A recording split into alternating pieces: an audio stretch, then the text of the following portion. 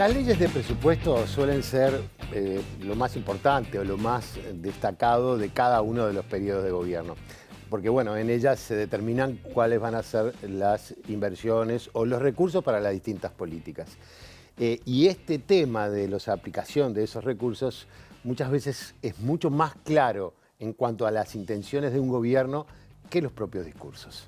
El proyecto de presupuesto que presentó este gobierno se centra en la reducción del gasto público, principalmente en las remuneraciones y en las pasividades. Y hay que recordar también que uno de los objetivos principales que se marcó este gobierno justo antes de asumir sus funciones fue el compromiso de bajar el déficit fiscal desde el 6.5% del PBI, que es el número actual, hasta el 2.5% del Producto Bruto Interno para cuando termine la administración a finales de este quinquenio.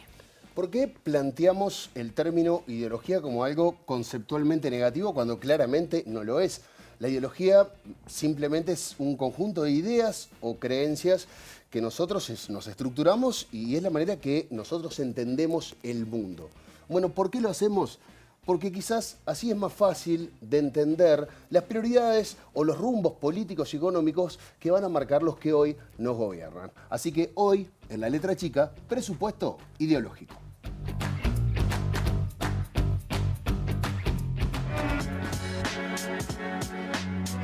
Le presentamos a los legisladores de la coalición las líneas generales del presupuesto nacional. No vamos a aumentar los impuestos.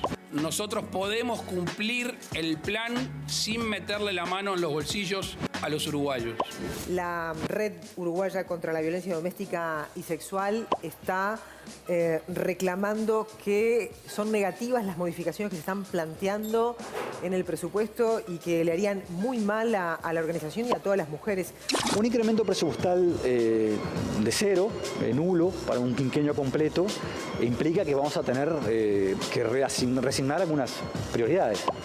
Tenemos algunas carreras en el interior que tienen problemas serios de sustentabilidad en estas circunstancias. Es probable que perdamos varios centenares, yo diría que casi que 500 jóvenes profesionales con nivel de doctorado en todas las áreas de conocimiento que no van a tener chances objetivas de insertarse creativamente en Uruguay. Porque se reducen a la mitad las horas del espacio de coro en los liceos. Lo cual es un perjuicio primero que nada para los estudiantes.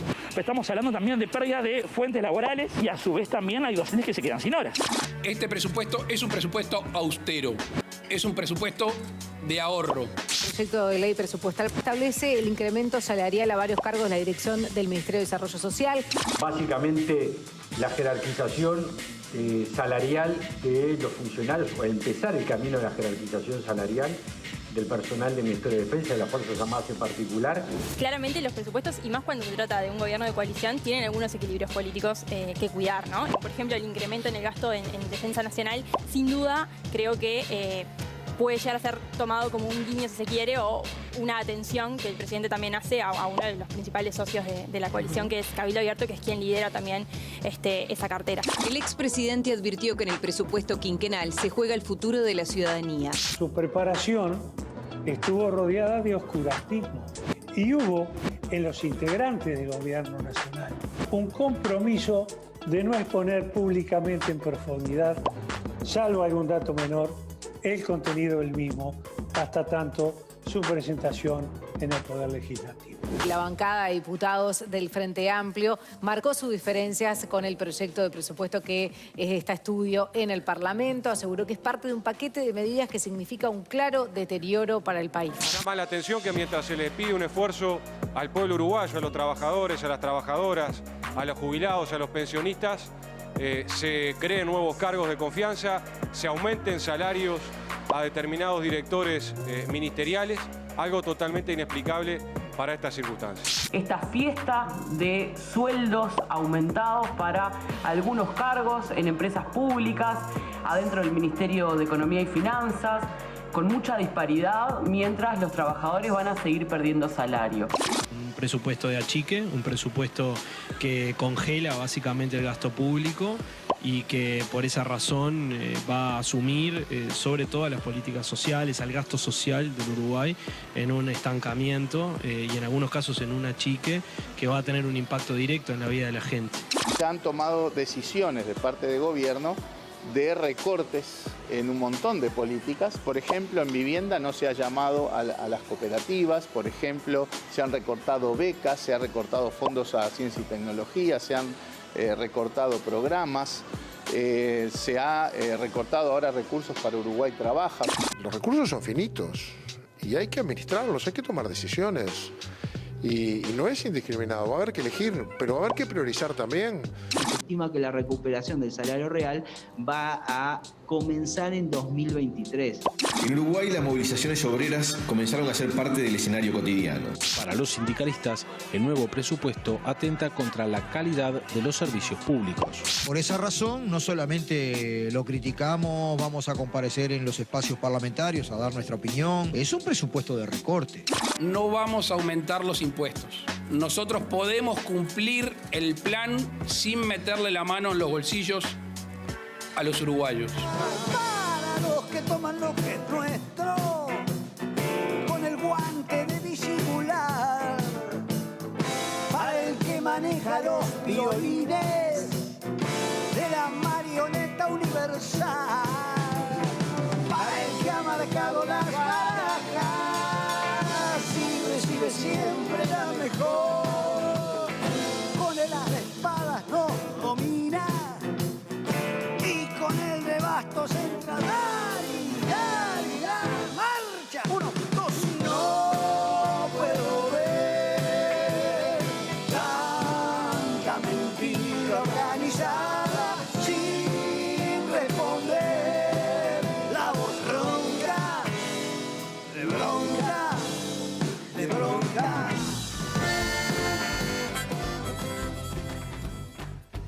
...21:07, estamos arrancando la letra chica del día de hoy. Estábamos hablando de ideología, conceptos, categorías, ideas, a partir de las cuales interpretamos y le damos sentido a lo que sucede a nuestro alrededor, especialmente en los aspectos sociales y políticos. Bueno, todos tenemos una ideología, en definitiva, más allá que la reconozcamos o no la reconozcamos. Pero bueno, para hablar de este tema, este presupuesto con una fuerte carga ideológica, estamos recibiendo a nuestro columnista Daniel Charschetti. Buenas noches, Daniel, gracias por venir. Gracias, un placer. Y también estamos recibiendo a Fernando Isabela, economista. Fernando, gracias por acompañarnos. Muchas gracias por la invitación. Por favor, contigo ya hemos hablado ya anteriormente del tema presupuesto, hemos hablado de la importancia que la ley de presupuesto tiene para el presidente de la República y también de cómo va a tener que articular todos sus movimientos porque, bueno, tiene que llegar a acuerdos con sus socios de la coalición. Entonces, tú has explicado que lo primero a analizar son los fundamentos del presupuesto enviado. Y visualizar, bueno, qué se le otorga por parte del Poder Ejecutivo al mercado y por el otro lado al Estado. Sí. A ver, todo el presupuesto está ordenado y organizado a partir de unas metas macroeconómicas que por detrás tienen un conjunto de visiones de la realidad. O sea, un ejemplo, este equipo económico está convencido de que la economía no va a crecer ni va a estar sana si no bajamos el déficit. Es curioso, en un mundo donde todos los países aumentan su déficit fiscal para enfrentar la pandemia, países gobernados por coaliciones de centro-derecha, como Alemania, toman ese tipo de decisiones. Bueno, aquí lo que encontramos es una visión ideológica dura que se atiene a lo prometido en la campaña, porque acá no hay nada que nos sorprenda, ¿no? Todo lo que está haciendo el gobierno y la calle Pou lo dijo en la campaña y la gente lo votó, por lo cual tiene, digamos, una legitimidad este tipo de razonamiento.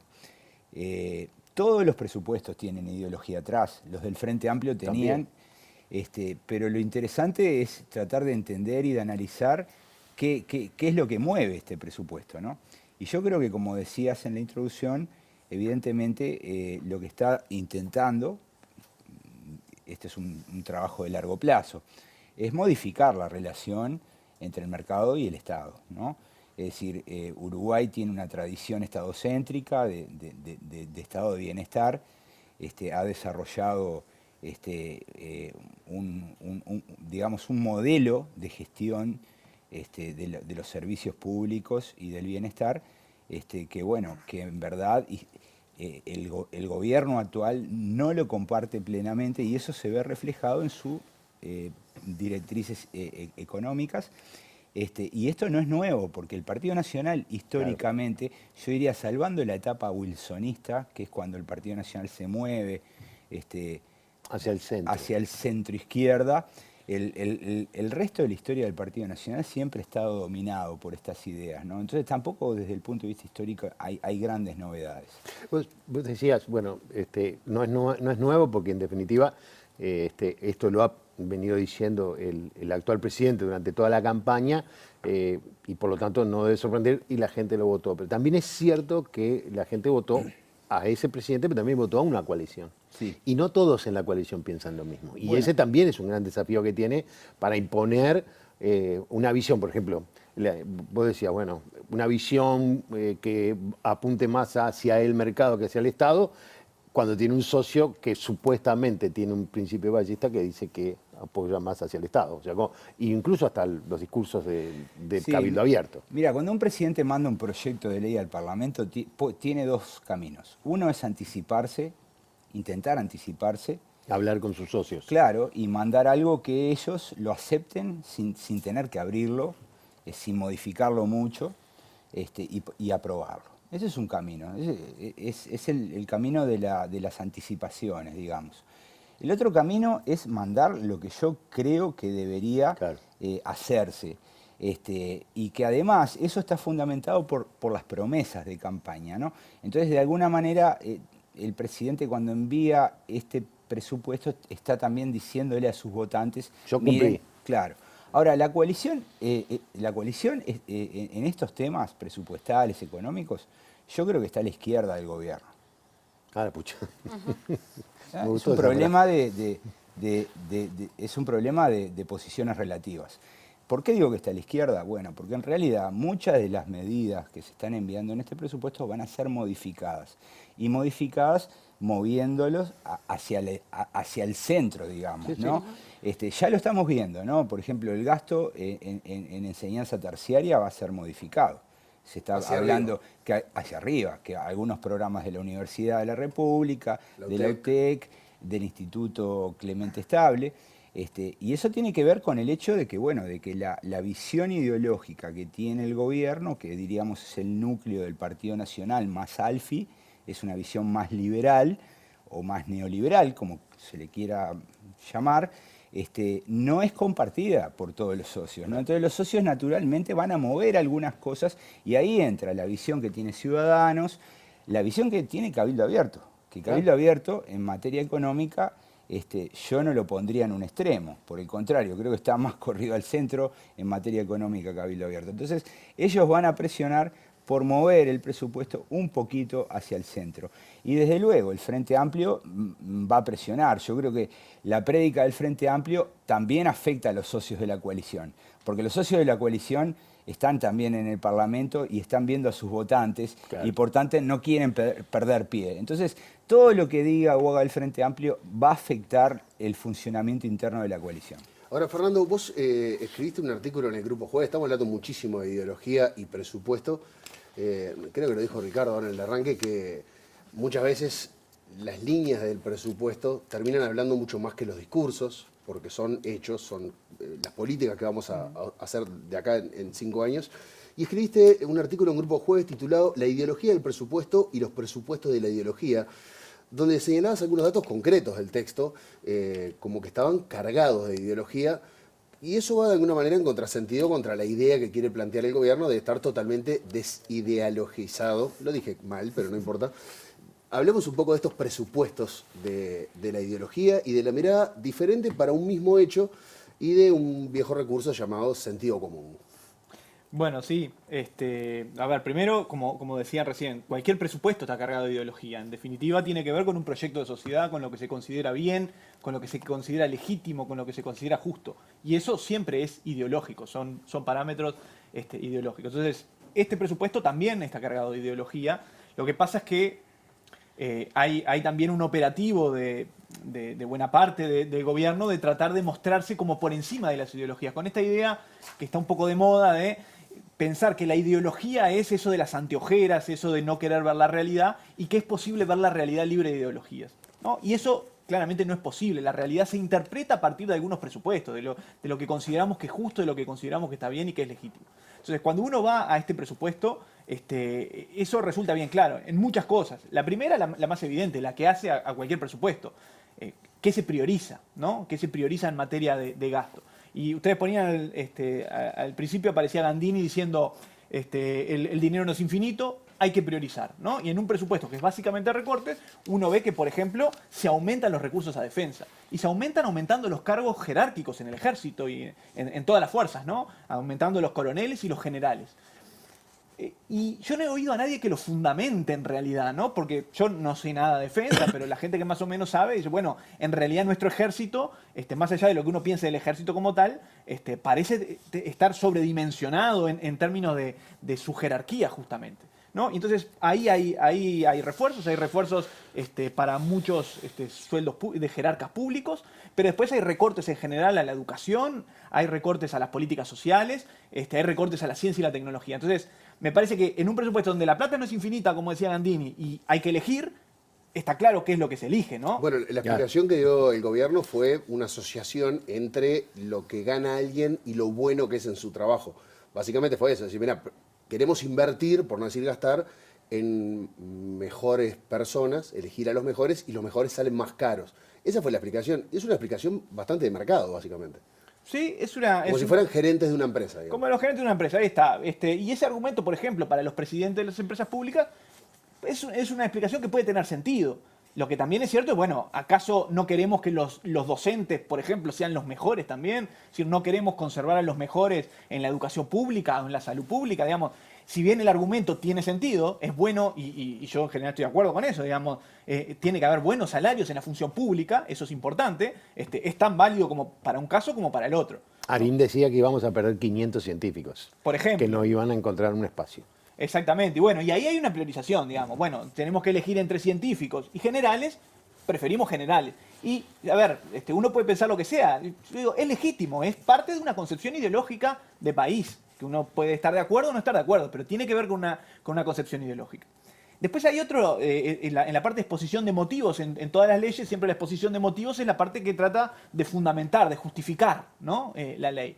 Y ahí me parece que es bien claro con esto, porque hay una parte que habla de un nuevo criterio de presupuesto, y se hace la idea, se dice, bueno, durante muchos años en Uruguay el presupuesto se manejó con criterio incrementalista. Esto es, cada vez se aumenta un poquito más, y la contracara de eso es que la presión fiscal es cada vez más alta. Y eso desemboca en menos espacios de libertad para la gente. ¿No? Me parece que ese es como el núcleo de la concepción ideológica del gobierno. La idea es, más impuestos, más Estado, significa menos libertad. Y ahí me parece que eso da para muchísimo, ¿no? La libertad es poco Estado y pocos impuestos. Y otra vez, eso es una concepción ideológica, la idea de que lo mejor es una sociedad donde el Estado sea lo más chico posible, que no moleste, que sea mínimo, y que las relaciones sean las relaciones de mercado. Yo puedo cuestionar esa tesitura, pero es una tesitura claramente ideológica. Tú señalás justamente sobre eso en el capítulo que se llama el comienzo del presupuesto, ¿no? Que se titula Cambio de enfoque hacia una mayor libertad, ¿no? Estás refiriéndote a eso. Pero ¿qué implica esta definición ideológica concretamente que estás mencionando en un gobierno que ya anunció que su política de restricción del gasto iba a ser la que ahora estamos conociendo, y también que está centralizado en una definición de buena gestión en términos de bajar el déficit fiscal? Ahí va. A ver, primero por lo último. A mí me parece que bajar el déficit fiscal es necesario, está bien. El déficit fiscal desemboca en deuda, la deuda implica intereses, y eso es un problema cuando es demasiado grande, y creo que hay cierto consenso en que llegó a niveles problemáticos, ¿no? No la deuda está en niveles bastante aceptables en Uruguay, pero sí el déficit, y a la larga eso se transforma en deuda. Pero otra cosa es, a partir de eso, toda la concepción que hay sobre el gasto público y las implicancias que tiene, ¿no? Porque, bueno, atrás de esta idea de mínimo Estado, está la idea de, bueno, cada uno se arregla como puede, ¿no? En definitiva, si nosotros consideramos que la libertad es solo la idea de la libertad negativa, que nadie te coercione, está bien, puede tener sentido. Con una visión de libertad un poco más elaborada, me parece a mí, la libertad implica el tener la posibilidad de desarrollar el proyecto de vida de cada uno. Y la posibilidad de desarrollar el proyecto de vida depende de muchas otras cosas. No solo que no te prohíban, sino que también, por ejemplo, tengas acceso a una educación que te permita estar en condiciones de desarrollar tus capacidades. Claro. Que accedas a un sistema de salud que te permita crecer sano, ¿no? Que tengas los cuidados, que tengas, bueno, ni que hablar que accedas a alimentación básica. Entonces, cuando empezamos a complejizar un poco más, vemos que la libertad no es solo que no te prohíban. La libertad es que la sociedad construya las bases para que cada uno pueda desarrollar su potencial, ¿no? Y entonces, a mí me parece un punto más con esto, que es, bueno, esta visión del Estado mínimo es una visión ideológica que yo puedo estar en desacuerdo, pero es legítima. Lo que no me parece, digamos, está bien, es ideológica, pero lo que además parece claramente es que se da de frente contra la realidad. Porque uno dice, bueno, entonces podemos decir que los países donde los impuestos son más bajos, donde la presión fiscal es más baja, son los países con mejor calidad de vida, y los países donde hay más presión fiscal son los países donde la gente vive peor. Bueno, básicamente hay muchísima evidencia que la relación es justo al revés. Es decir, los países donde hay mejor calidad de vida, mayor desarrollo humano, donde la gente es verdaderamente más libre, son los países que tienen presión fiscal más alta, porque tienen un estado de bienestar con un sistema educativo potente, con un sistema de salud potente, público, al que accede todo el mundo, con un sistema de cuidados bien desarrollado. No me digas nada. Contracara, esos son impuestos. No me digas nada. Los países nórdicos. Los países nórdicos son el típico ejemplo. Y bueno, pero se veía venir. Decime, cualquier país de nivel de desarrollo relativamente alto tiene una alta carga fiscal. Y si vos mirás la otra punta de la lista, los países donde la presión fiscal es más baja, son países de muy mala calidad de vida. El ajuste estadístico es muy bueno en eso. En esa visión, Uruguay no es un país de alta carga fiscal, eso no es verdad. Cualquier país desarrollado tiene una carga fiscal más alta que Uruguay. Es verdad que en la región, en América Latina, sí, Uruguay es de los países de mayor carga fiscal. Argentina y Brasil, los dos tienen más, ¿no? Pero Uruguay, si uno lo mira en esta relación entre niveles de desarrollo y carga fiscal, Uruguay está en el nivel adecuado a su nivel de desarrollo. Es decir, no es un país de baja carga fiscal, pero tampoco es un país con una carga fiscal insoportable. Eso no es verdad. ¿Pero a ti te parece que en este contexto de crisis la estrategia de decir queremos bajar igualmente el déficit fiscal no es acertada? Que habría que hacer tal vez el caso de... Bueno, a ver, sí, yo creo... Porque recién mencionaste que había como un cierto consenso de que ya era demasiado el déficit. Yo creo que, a ver, en una visión de largo plazo el déficit puede ser un problema. Está claro que este es un contexto en el cual todo el mundo está haciendo lo contrario, ¿no? Porque, bueno, ahí, desde Keynes para acá hay bastante evidencia de que la política fiscal tiene que ser contracíclica. ¿Qué quiere decir eso? Que en los momentos de alto crecimiento económico es cuando uno puede tratar de reducir el déficit, ¿sí? Porque igual se está generando empleo, igual se están generando oportunidades, pero en los momentos de crisis, si uno a la misma vez baja el déficit, recorta las políticas públicas, recorta los salarios y demás, lo que va a hacer es profundizar esa situación. Y hay un dato clarísimo que está claramente expuesto en un cuadro en el presupuesto. 2/3 del ajuste, 2/3 son salarios, jubilaciones e inversión pública. Esas tres cosas da 2/3 del ajuste. Digo porque también hubo un discurso de vamos a cortar la grasa, el gasto innecesario, lo ineficiente.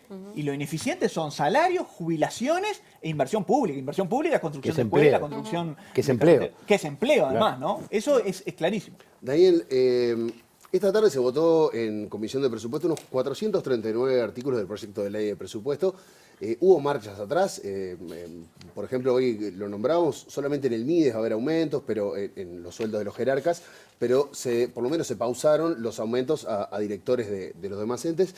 Pero, bueno, por ejemplo, el Frente Amplio acompañó más de 250 de estos 439 artículos, y me gustaría saber qué concepción tiene el gobierno actual de lo que significa el gasto público y qué concepción tenían los gobiernos anteriores del Frente Amplio. ¿Manejan términos similares? ¿Cómo es eso? Es la diferencia entre la derecha y la izquierda. Es decir, no lo digo yo, está estudiado. Hay un libro precioso de un politólogo catalán que enseña en Estados Unidos, Carles Boix, donde él muestra que tendencialmente los gobiernos de derecha lo que hacen es reducir el gasto y bajar los impuestos. Y los gobiernos de izquierda es aumentar los impuestos y aumentar el gasto. O sea, está en el ADN de estas ideologías y de estas corrientes. ¿Por qué la derecha baja impuestos y apunta a bajar el gasto? Bueno, por lo que decía recién Fernando, tienen un concepto, una idea de que el mercado lo va a solucionar todo. Por el contrario, lo que hace la izquierda es desconfiar del mercado y creer que si el Estado no interviene, bueno, la posibilidad de construir equidades es imposible. Pero esto no lo inventó el Frente Amplio. Esta visión la tenía Valle y Ordóñez. Claro. Es decir, Valle y Ordóñez creía... Valle y Ordóñez, y antes que Valle y Ordóñez, buena parte de la élite, digamos, del último cuarto del siglo XIX, porque las políticas de intervención no empezaron con Valle y Ordóñez, empezaron antes. Entonces, la idea esta del Estado mínimo es una idea que históricamente fracasó. En el mundo el Estado hace cosas, la discusión hoy en el mundo es, bueno, cuánto y de qué forma, ¿no? Y Uruguay, durante el gobierno del Frente Amplio, obviamente que desarrolló, creó instituciones, hizo una inversión pública muy fuerte, ¿no? Aumentó el gasto en enseñanza, aumentó el gasto en políticas sociales, pero también hizo inversiones de otro tipo, por ejemplo, todos disfrutamos de internet, de comunicaciones, para eso hubo que cablear el país. Entonces hay algunas, digamos, hay como una visión distinta en este gobierno que el anterior. Y yo creo que los uruguayos rápidamente se van a dar cuenta y bueno, y probablemente juzgarán qué es mejor. ¿Antes de elegir? Lo que pasa es que ¿No antes de elegir era un discurso contra un modelo que ya había entrado en problemas, ¿no? Porque no hay que olvidarse que la economía ya en el 2019 ya mostraba un deterioro, y no hay que olvidarse, bueno, que bueno, cuando comienzan a aparecer las primeras noticias negativas pegan mucho más, ¿no? Cuando las noticias negativas se van sucediendo, el impacto es marginal. Eso pasa en Argentina. En Argentina hay noticias malas todo el tiempo. Sin embargo, la gente no sale todo el tiempo a la calle a protestar porque, bueno, porque tiene un impacto marginal, ¿no? Es como que, bueno, ese viejo dicho, ¿qué le hace más, qué le hace una raya más al tigre, ¿no? Es así. Me quedé con algo que tú decías, que el concepto en cuanto al tema de libertad, ¿no? Y da la sensación, por lo menos me vino ahora cuando tú hablabas eso, de que hay una marcada idea de parte del gobierno y en particular del Ejecutivo de hablar siempre de libertad. Y entonces, cuando enfrentamos la pandemia, siempre hubo una palabra libertad, libertad responsable, ¿no? En contraposición a medidas que se tomaban en otros países con respecto a cuarentenas obligatorias, es como que siempre se habla de vamos a darles más libertad. O sea, es como, es como si es una valoración o ideológica o en definitiva es como un argumento para poder justificar de repente un presupuesto que va a restringir una cantidad de cosas, pero que apunta hacia un mercado que dé más libertad. Sí, a ver, sin duda. Creo que sobre todo de los sectores conservadores se ha apropiado mucho el término libertad y yo creo que creo que desde la izquierda hay que disputar ese concepto, ¿no?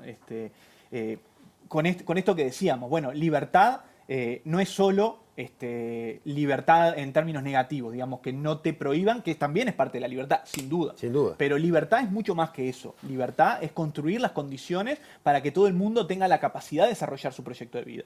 Las posibilidades que uno tiene de desarrollar su proyecto de vida no dependen solo de que no te prohíban en base a leyes cosas, ¿no? Eso sin duda que es parte de libertad. Sin duda en los países donde no hay libertad de expresión, donde no hay libertad de prensa, no hay libertad. Eso está claro. ¿Y el mercado no te lo puede dar eso?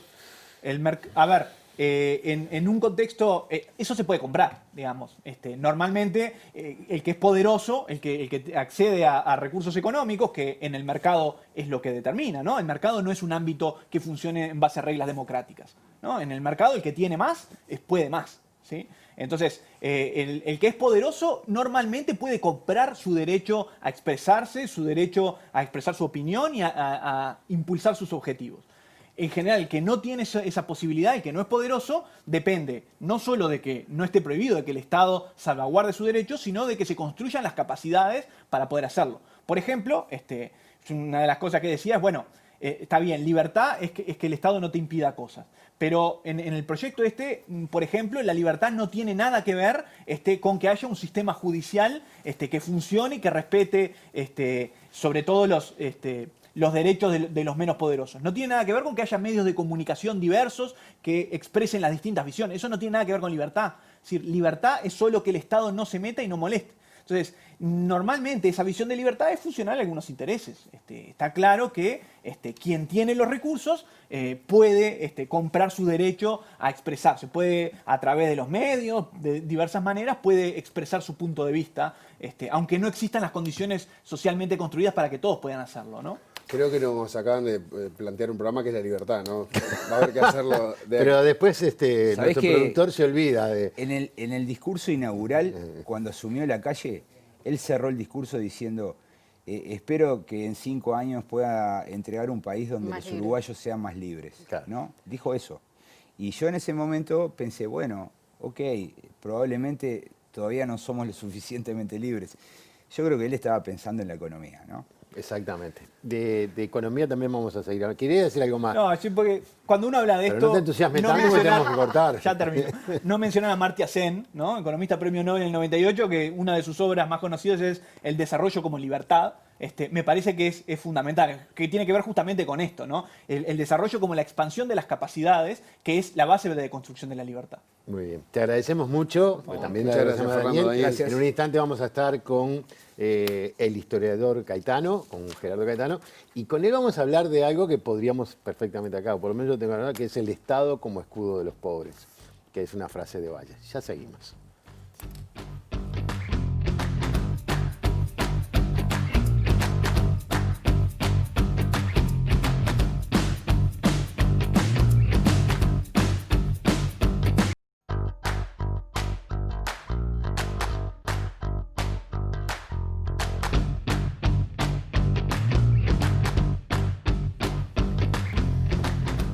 ...35 minutos pasan de las 9 de la noche... ...nos acompaña el historiador, el politólogo, investigador, etcétera... ...y gran amigo Gerardo Caetano, sobre todo eso. Gran amigo. Coautor en algún momento de algunos trabajos. Por supuesto. Yo soy un atrevido que lo acompañé a él. Yo teníamos que hablar de Estado, pero ¿vos querés hablar de libertad? No, de las dos cosas. De las dos cosas. Bueno, empecemos por la libertad, que me parece que te quedó picando ahí. Exactamente. Cuando hablamos de libertad, hablamos de conceptos. Hay muchos conceptos de libertad. No hay un solo concepto de libertad. Entre otras cosas porque las palabras no son los conceptos. Se pelea por las palabras para convertirlas en conceptos. Y conceptos provisorios. Por ejemplo, Herrera y Valle y Ordóñez tenían dos conceptos completamente diferentes de la libertad. No es que Herrera defendía la libertad y Valle defendía el Estado. No. Tenían dos concepciones diferentes de libertad. La libertad que defendía Luis Alberto de Herrera era la libertad del liberalismo conservador. Era la libertad negativa, la libertad como no interferencia. Valle y Ordóñez tenía otro concepto. Incorporaba la tradición republicana, que era una tradición, la libertad de los antiguos. Era una tradición que venía desde la antigüedad. La libertad republicana es la libertad para. Es una libertad que obviamente involucra a otros. Yo no puedo ser libre sino en relación a otros. Obviamente, desde una visión, el Estado es un problema, porque el Estado interfiere con la iniciativa privada en la economía. Pero desde la otra perspectiva de libertad, el Estado puede ser el escudo de los débiles. Y al ser el escudo de los débiles, está permitiendo libertades. Entonces, no caigamos nunca en creer que hay solo un concepto de Estado, hay solo un concepto de solidaridad, hay solo un concepto de libertad. No. Esto ha sido siempre debatido y debatible. Pero se lo plantea como algo, como que se están peleando desde tiempos inmemoriales el Estado y el mercado. Muchos politólogos y sociólogos dicen que son dos instituciones imperfectas, tanto el Estado como el mercado, pero que históricamente se los ha puesto uno enfrente al otro. ¿Es tan así? ¿Pueden convivir Estado y mercado de la mano, armoniosamente, o necesariamente hay una batalla? Bueno, la historia del Uruguay es la convivencia del Estado y del mercado. Es la convivencia. Claro, desde una visión que hace al mercado el mejor asignador de bienes y recursos, bueno, en el Uruguay ha habido demasiado Estado. ¿Por qué?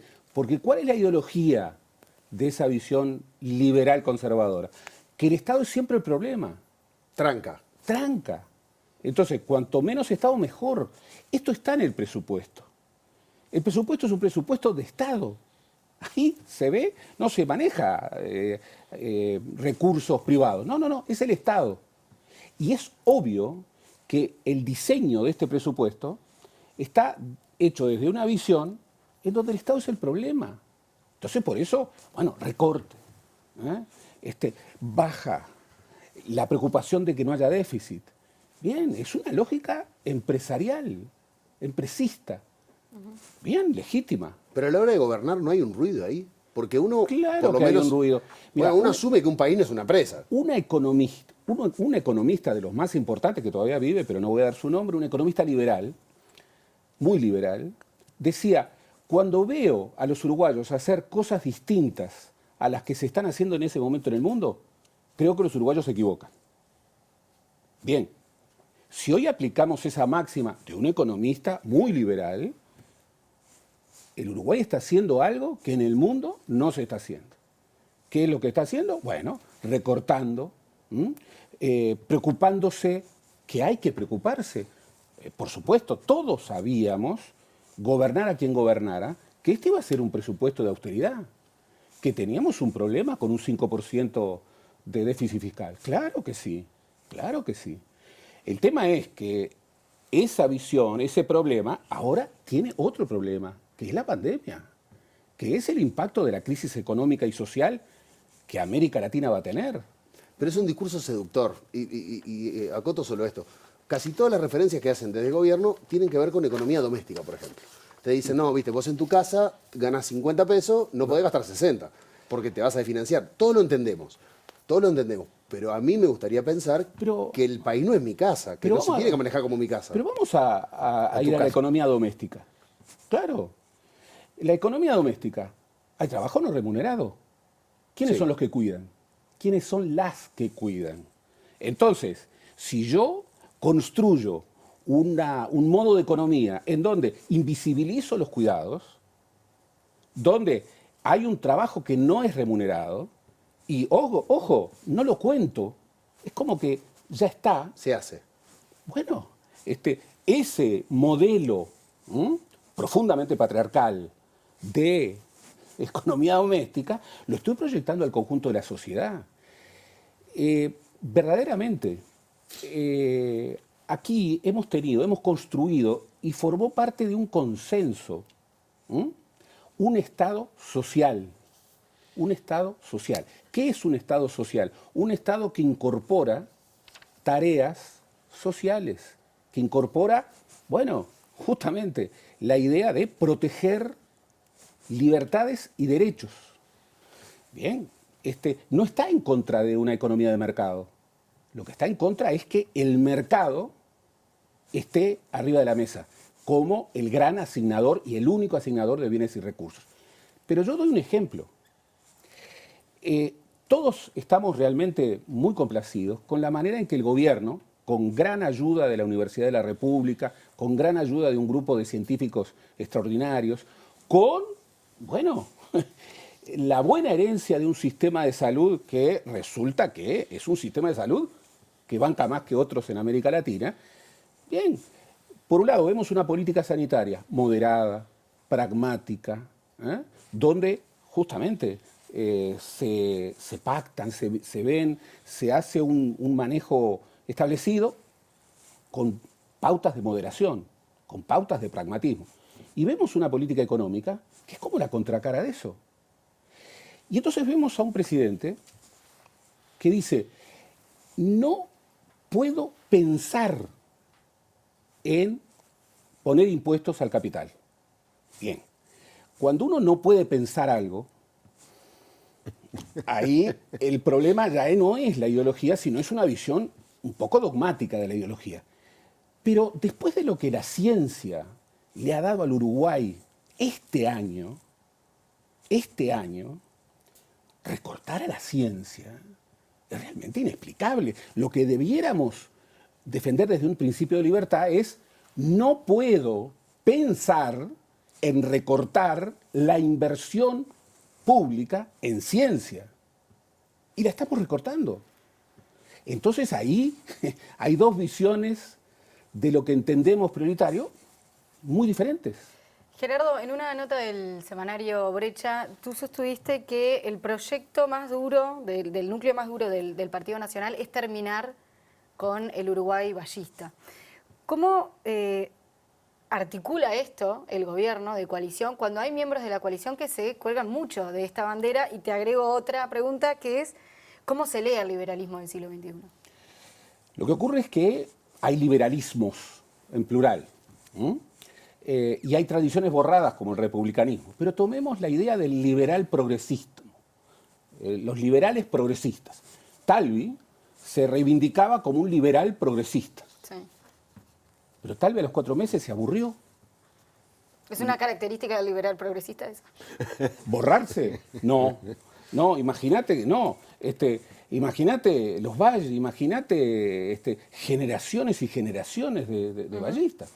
Lo que ocurre es que, bien, en el Partido Colorado hay visiones distintas. Y hay visiones, las visiones que, por ejemplo, tienen los ballistas de esta coalición, que claramente se contradicen con el vallismo histórico. Claramente se contradicen con el vallismo histórico. Valle con un presupuesto de estos, claro, Valle murió en el año 29, no se trata de que tenía las recetas, no, hoy pensaría distinto. Pero ojo, las fuentes de inspiración serían claras.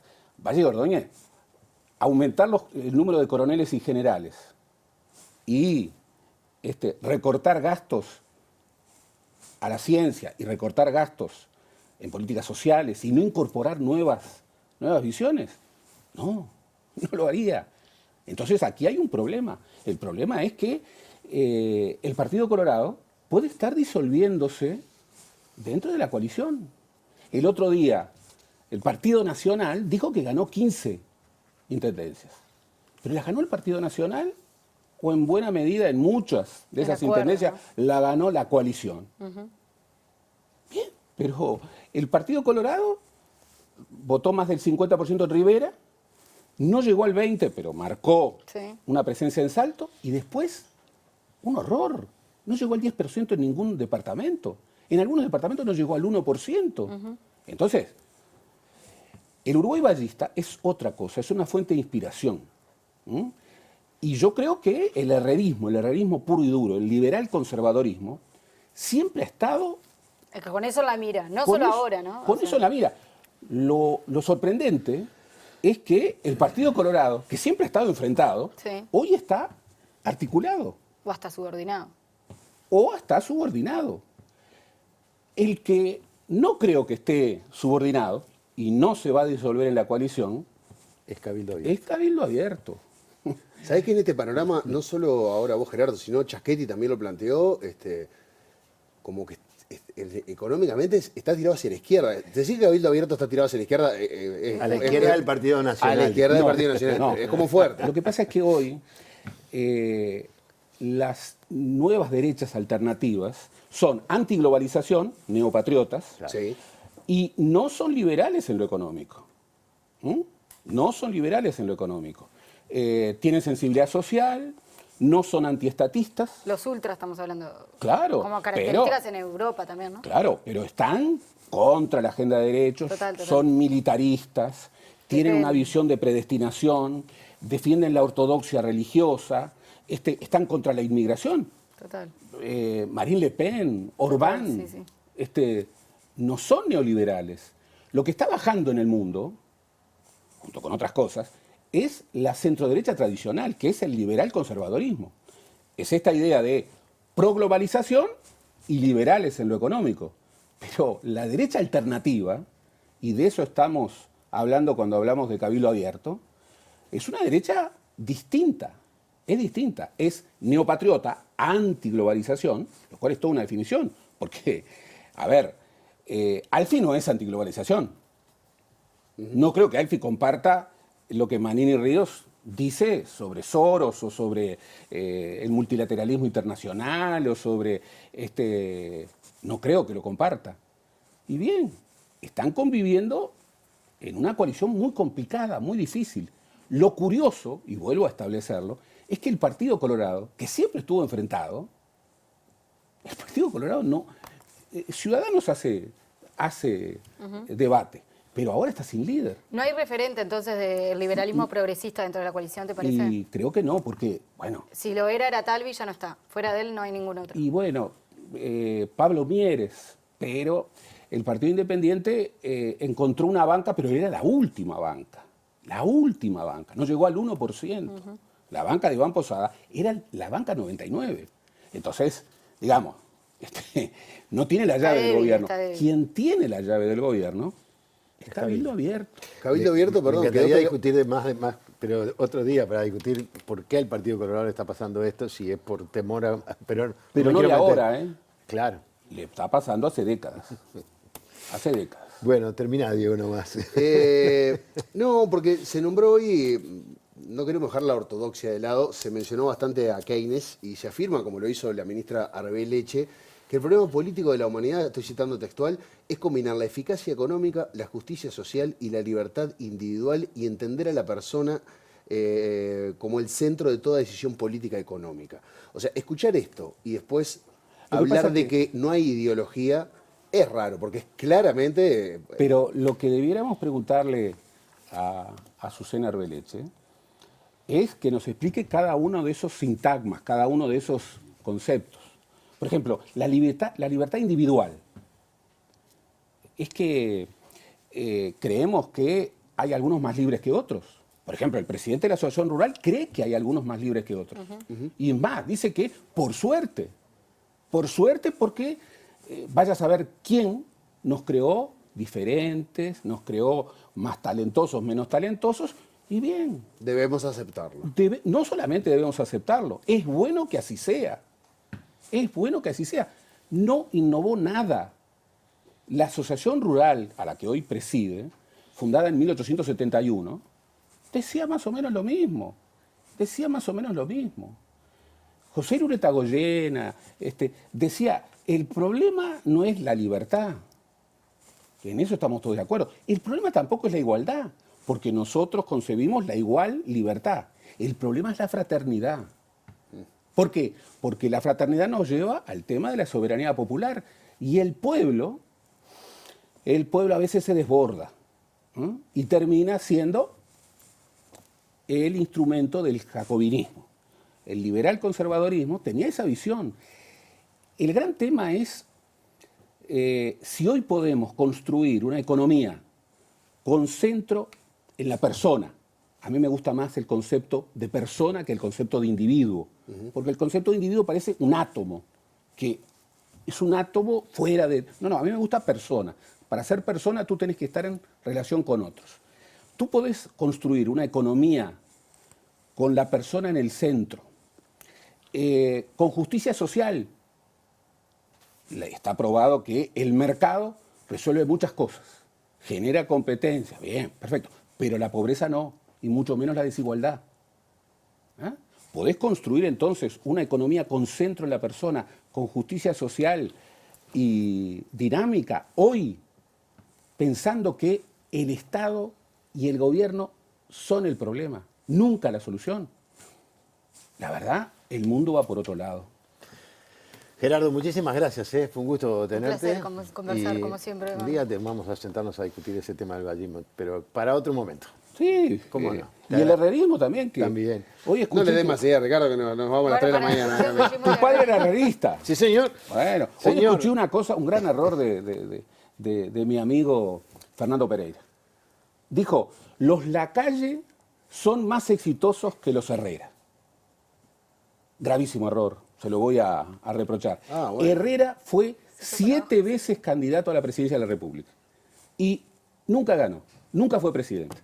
Luis Alberto de Herrera, en la historia uruguaya, es muchísimo más importante que su nieto, Luis Alberto Lacalle Herrera, que fue presidente.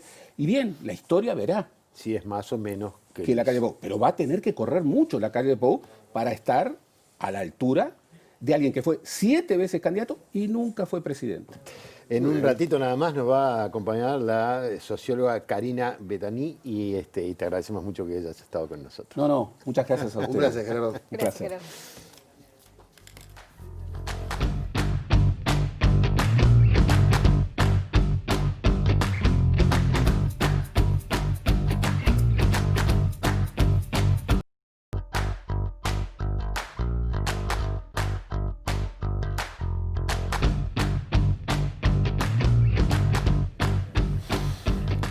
56 minutos pasan de las 10 de la noche. Nos acompaña la doctora en Sociología Karina Betani, secretaria ejecutiva de CLACSO, Consejo Latinoamericano de Ciencias Sociales, y docente además grado 5 de la UDELAR.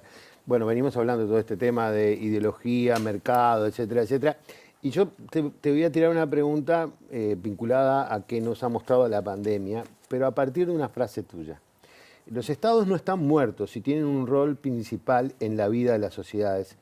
Algo que nos ha dejado claro esta pandemia es los debates sobre el rol del Estado, sobre el rol de la política en general y de las políticas públicas en particular. Debate incluso que creíamos haber saldado en muchos de nuestros países.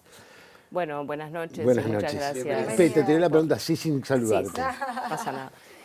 Bueno, efectivamente, yo creo que en esta pandemia, si hay algo que nos preguntamos es sobre el rol del Estado y sobre lo que venían hablando los bloques anteriores, especialmente sobre el rol del Estado, el Estado social, y los discursos que pretendían hacernos creer que el Estado estaba muerto, que en fin, que tenía que reducirse, que no tenía que participar o que no tenía que utilizar uno de sus instrumentos principales, las políticas públicas. Bueno, mostraron que efectivamente no es así y que debemos volver a plantear cuál es el papel del Estado, cuáles son, en definitiva, los elementos del bienestar que el Estado tiene que garantizar y cómo esa discusión se articula con lo que ustedes estaban planteando, esa relación Estado-mercado. Para mí ahí hay una pregunta que es claro y es donde nosotros ubicamos la responsabilidad, es decir, para cualquier tema, ¿no? Trabajo, educación, salud, etcétera, cuidados, por supuesto. ¿La responsabilidad es individual o es colectiva? Digamos, si yo respondo que es individual, entonces probablemente me voy a regir por los mecanismos del mercado. Claro. Y por supuesto que los mecanismos de acceso al mercado son bien diferenciales en función de un montón de variables: sexo, edad, lugar de residencia, nivel de ingresos, etcétera, etcétera, etcétera. Ahora, si yo respondo es colectiva, y más que yo, la sociedad responde es colectiva, bueno, ahí aparece el papel del Estado. Frente a una responsabilidad que es colectiva, respuestas colectivas, papel del Estado y políticas públicas para articular esas respuestas. Y quedó clarísimo en esta pandemia, ¿verdad? En los temas donde el Estado tiene que salir a responder, aún en los países que negaban ese rol del Estado o que lo despreciaban o lo reducían a su mínima expresión. Pero no solo países, perdón, porque hubo una voz que salió, como hoy hablamos de Merkel, ¿no? Pero hubo otra voz que representa una de las instituciones más conservadoras en la historia de la humanidad, como la Iglesia Católica, que fue el Papa Francisco, criticando duramente al neoliberalismo y defendiendo el rol de un Estado más presente que nunca, o sea, pidiendo más Estado, porque a las claras fue que en el mundo entero fue el que salió a responder ante esta crisis y esta pandemia global. O sea, pocas veces hemos tenido la oportunidad de ver esto con un efecto global. O sea, básicamente, si el Estado hubiera sido más chico, marchábamos, perdón la expresión, pero... Bueno, y quizás ahí también puedes preguntarte los resultados diferentes que han tenido los países en función también, digamos, los resultados frente a la pandemia. Pero yo creo que ese es un debate clarísimo, ¿verdad? Bueno, y viejo también, no es un debate de ahora. Estado, mercado, ¿qué es lo que le atribuimos? Y sobre todo cuando discutimos en términos de bienestar social, de decir, bueno, ¿cuáles son los elementos del bienestar social? ¿Estamos de acuerdo en que hay determinados elementos que constituyen una base de bienestar social, por tanto, para todos y para todas, por tanto, para ciudadanos y ciudadanas, ¿no? Para consumidores y consumidoras, como nos ve el mercado? Porque para el mercado, tú y yo, ¿qué somos? Consumidores. Para el Estado, ¿qué somos? Ciudadanos, ciudadanas. Entonces, ¿cuál es esa base? ¿Cuáles son los elementos que garantizan ese bienestar? Tradicionalmente se reconocen trabajo, salud, seguridad social, pensiones, etcétera, educación, por supuesto. Aquí en Uruguay, por suerte, desde hace un tiempo, cuidados se incorporó también como uno de los pilares del bienestar. Bueno, ¿quién los tiene que garantizar? ¿Cuál es la ecuación Estado-mercado? ¿Y cómo incorporamos, porque nos olvidamos de eso también, otros agentes que también son proveedores del bienestar? Las familias, lo hablaba en el bloque anterior, en la cuestión doméstica, ¿sí? Bueno, ¿cómo lo incorporamos en esta discusión? ¿Qué es competencia de unos y de otros?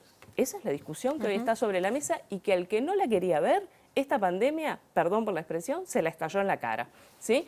Porque nos quedó clarísimo a todos, a todas, aun cuando no lo quisiéramos ver. Antes que sigan con ese tema, quiero, porque me lo anoté cuando estaba Gerardo y no lo dije, hace 2 fines de semana, creo que fue, en La Diaria de agosto, escribió una columna en la cual, un análisis político en el cual hablaba de que se podía calcular en más del 30% del ingreso de una familia el trabajo no remunerado de la persona a cargo de los cuidados, mayoritariamente las mujeres. Sí, eso lo calculamos en el año 2007, en la Universidad de la República, justamente, bueno, en esa tradición de estudios de tiempo, de la cual yo formo parte dentro de la universidad, calculamos eso, pero no es solo Uruguay, en todas partes.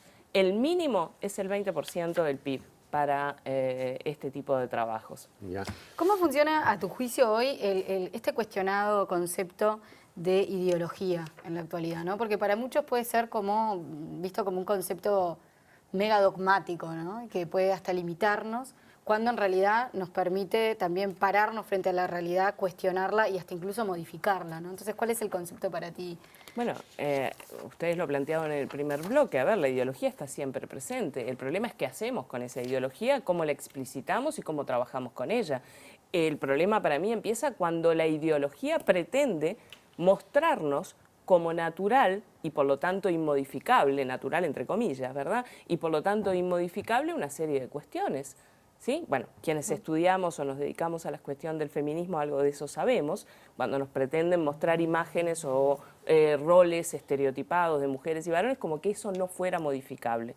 Ahí empieza el problema. Y lo mismo en lo que discutían en los bloques anteriores.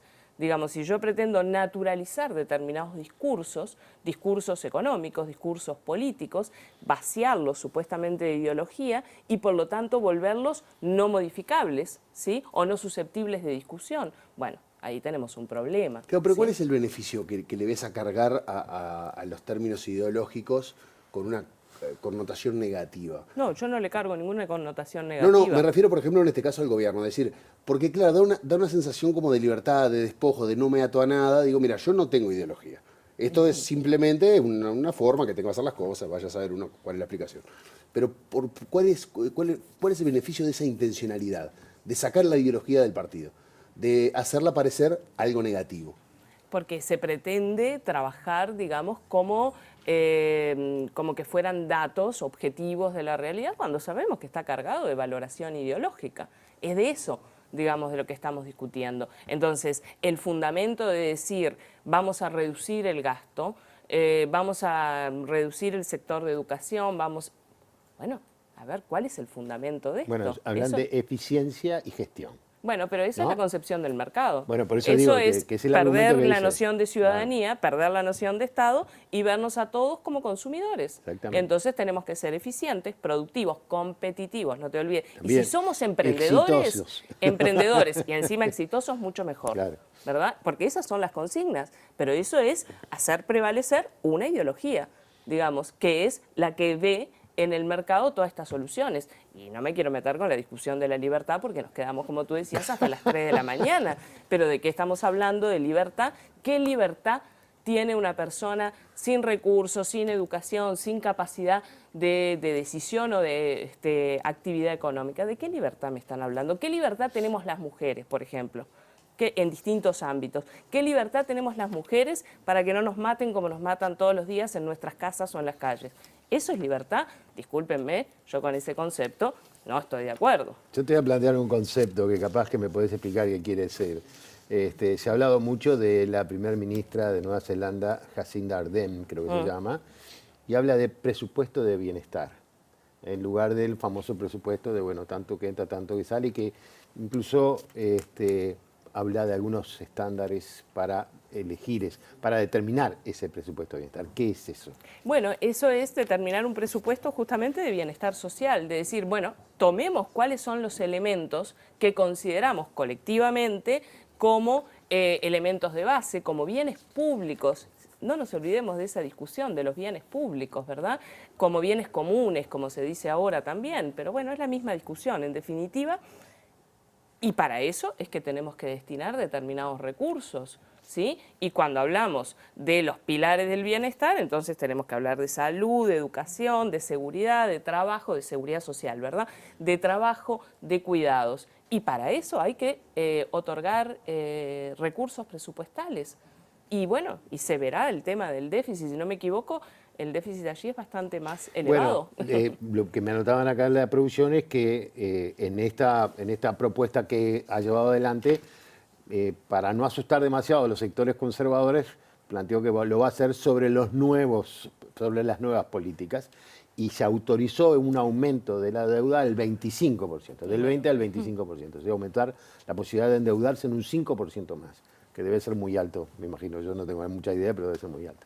O sea, hay como otras miradas de cómo se puede hacer un presupuesto y otros centros que no sean el equilibrio fiscal solamente. Exactamente, que el centro sea lo que decía recién, los pilares del bienestar y los bienes públicos para garantizar esos pilares, porque tenemos que tener claro una cosa, si nosotros dejamos librado al mercado, como se dice normalmente, el acceso a esos bienes que consideramos esenciales del bienestar social, bueno, ya sabemos lo que pasa, es un círculo de exclusión. Algunos van a poder acceder mucho y muy bien y con muy buenos servicios, y otros francamente van a quedar excluidos. Y ahí hay otra visión del Estado, que es la que dice, bueno, para los que están excluidos del mercado, entonces algunos servicios públicos para que no queden tan mal, ¿verdad? Y normalmente sabemos lo que ocurre con la prestación de ese tipo de servicios. No me quiero extender porque sé que tenemos limitantes. Sí, a mí lo que me preocupa de ver al Estado como una empresa es que las empresas se funden. Entonces me parece que ahí habría como por lo menos prestar atención. Sí, no, yo creo que lo que a mí lo que me preocupa de ver al Estado como una empresa no es que se fundan o no se fundan, sino que los presupuestos, y no económicos, presupuestos de partida o los puntos de partida, digámoslo más claro, son completamente diferentes. Digamos, yo no puedo comparar una gestión pública estatal con una gestión a nivel del mercado. Es un absoluto disparate hacer eso, o es pretender introducir, en definitiva, la ideología de mercado en la gestión pública. Bueno, es eso. Karina, bueno, además de ser una socióloga uruguaya y feminista, también sos muy reconocida a nivel latinoamericano como un referente muy sólido en el tema de los cuidados. Particularmente sobre este tema te quería preguntar, ¿qué cambió al país la puesta en marcha del Sistema Nacional de Cuidados y qué implicaría, qué podría pasar si se lleva adelante los anuncios que hizo el gobierno de trasladar este sistema a la Secretaría del MIDES junto a Discapacidad? Discapacidad, sí. ¿Qué cambió? Cambió, digamos, que el Uruguay intentó comenzar una senda de mayor justicia, ¿sí? Una senda de mayor justicia en el sentido de reconocer un elemento que forma parte de la vida de todos y de todas, ¿sí? E incorporarlo justamente en esa matriz de bienestar social. Por eso decimos, es un nuevo pilar del bienestar social, el cuidado. Único país en América Latina que lo hizo, por cierto, ¿verdad? Y que montó una política integral contemplando, digamos, los distintos elementos que se necesitan en el marco del cuidado, pero no solamente a la población que recibe los cuidados, sino también a la que la brinda, que somos las mujeres. Eso fue realmente un cambio significativo. ¿Y por qué se dio ese cambio? Por muchas razones. Pero la principal es porque logramos entender como sociedad que el tema del cuidado es un problema colectivo, no es mi problema o el tuyo. Volvés al tema de la responsabilidad. Exacto, no somos mujeres, arreglate como puedas y capaz que una se arregla mejor que la otra. Es un problema de él y de él también, ¿sí? Porque hoy están sentados aquí porque recibieron un volumen de cuidado a lo largo de su vida que no les permitiría estar acá sentados si no. Entonces, logramos entender eso y logramos construir una respuesta colectiva, el sistema de cuidados, ¿sí? Que con pretensión universal, aunque no alcanzó la universalidad porque es progresivo, y que es un pilar fundamental y que se pone en cuestión, lamentablemente. Se pone en cuestión por lo que tú decías, porque se pretende ahora sumar a otros programas del MIDES y no se entendió, por lo tanto, que es una política integral diferente, que no es lo mismo que la discapacidad, que no es lo mismo que el cuidado de infancia, o que es una cuestión integral. ¿No se entendió? Bueno, quizás vamos a darles el beneficio de la duda, quizás no se entendió, ¿verdad? Pero sobre todo no se está dispuesto a destinarle recursos, ¿sí? No se quiere destinarle recursos, porque va a tener recortes también el sistema de cuidados. En tu concepto, vos lo planteabas como una columna, por lo tanto debería ser como un BPS o como un Ministerio de Salud Pública o como. Es decir, algo totalmente independiente con los recursos necesarios para llevar adelante su función. Para seguir avanzando en lo que se logró construir en los últimos años y efectivamente lo que está establecido en la Ley de Cuidados, que es que sea una política universal, se logre. Que quedó o está por ahora por el camino, ¿verdad? Avanzando, pero por el camino.